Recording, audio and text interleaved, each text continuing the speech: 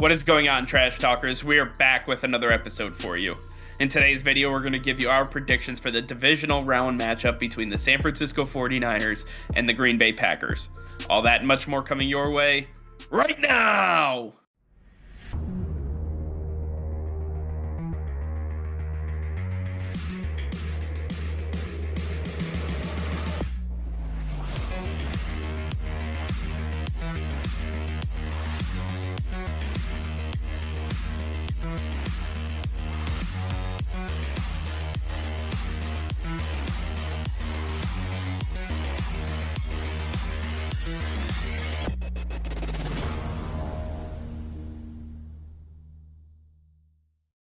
Hey Trash Talkers, over 85% of you are still not subscribed to the channel. Please be sure to hit that red subscribe button and turn on notifications, as it will help us create more daily content for you. Thank you and enjoy today's video. All right, Nick, we have one hell of a matchup coming toward us, and that is the San Francisco 49ers, who just come off of that massive victory over the Dallas Cowboys, the only upset that we saw on Wild Card Weekend. Now they are rewarded by taking on the number one seed in the NFC and the number one seed in all of football, the Green Bay Packers, still led by Aaron Rodgers and Matt LaFleur. Nick, what do you see from the San Francisco 49ers that gives Niners faithful any hope of coming out of this game?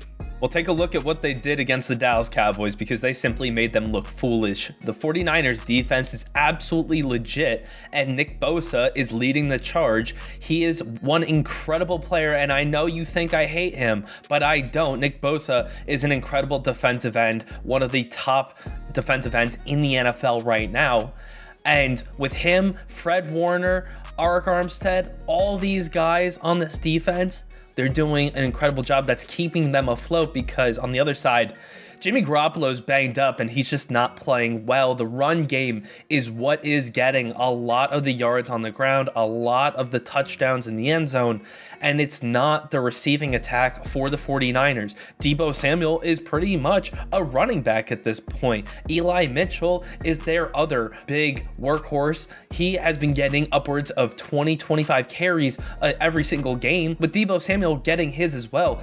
There is a lot of football for the 49ers offense, but it's pretty much on the ground, which takes out Brandon Ayuk, which takes out George Kittle. So there are some weapons that are just not being utilized that much by the 49ers, simply because their quarterback position is lacking right now, which is going to be tough going up against the Green Bay Packers defense, who are very strong this year, playing without some of their best weapons, Darius Smith and Jair Alexander, who are supposed to be back for this matchup. It's going to be very, very tough for the 49ers offense. I really believe that it's going to come down to whether the 49er defense can hold up their end of the bargain once again and really put it to Aaron Rodgers, really make him struggle. Because when we see Matt LaFleur versus Kyle Shanahan tends to have the upper hand. He always has something in store for Matt LaFleur that he's not expecting, and the Packers end up paying the price.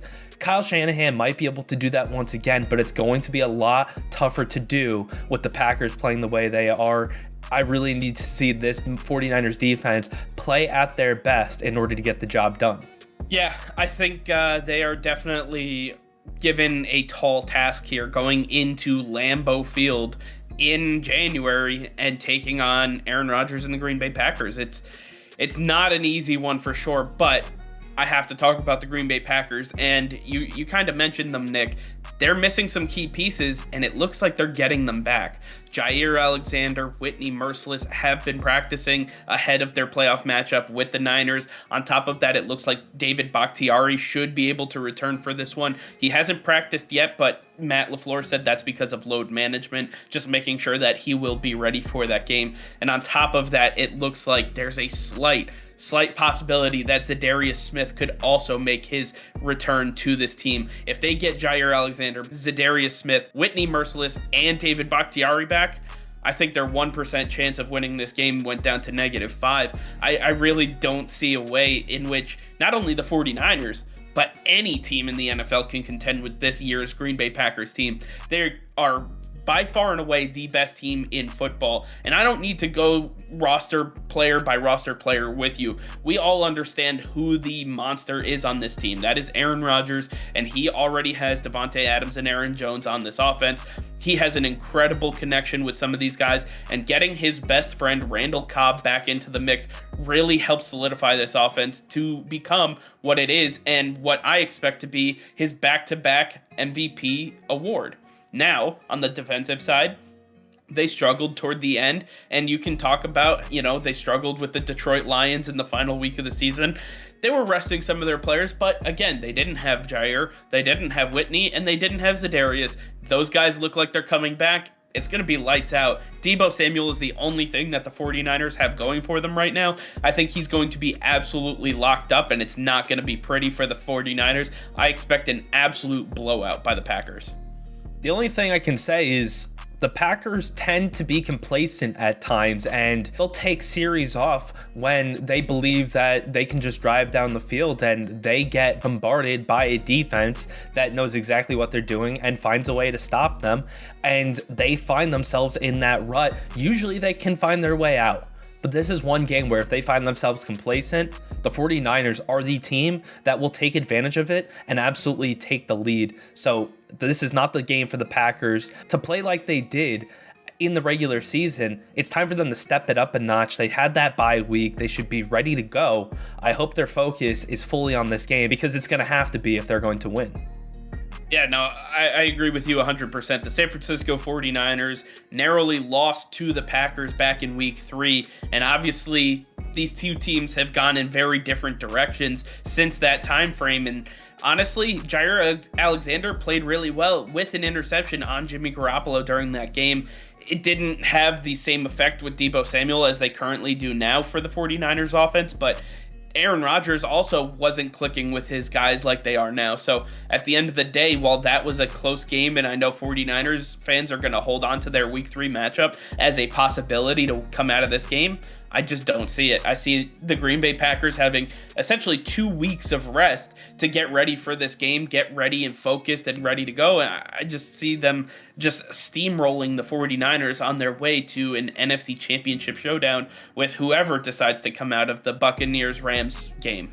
Yeah, I'm on board with you. I think the Packers are going to come out on top. I believe they're ready for this matchup. They've played against the 49ers and had bad success before. They're not going to let that happen again. I believe Aaron Rodgers is trying to make this possibly his farewell, and I believe that he is going to leave it all out there, leave on top. He's got to do it now. Otherwise, I don't know if the Packers will ever get back to the Super Bowl anytime soon.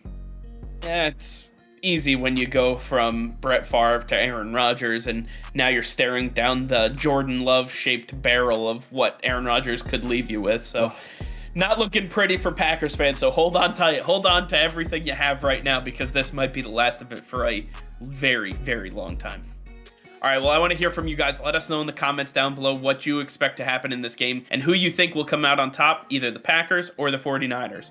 Let us know in the comments down below. All right, well, that's going to be all for now. Thank you all for watching. Be sure to like this video and subscribe to the channel if you haven't already. Hit that notification bell. We go live every single day. That'll be all. Peace and love.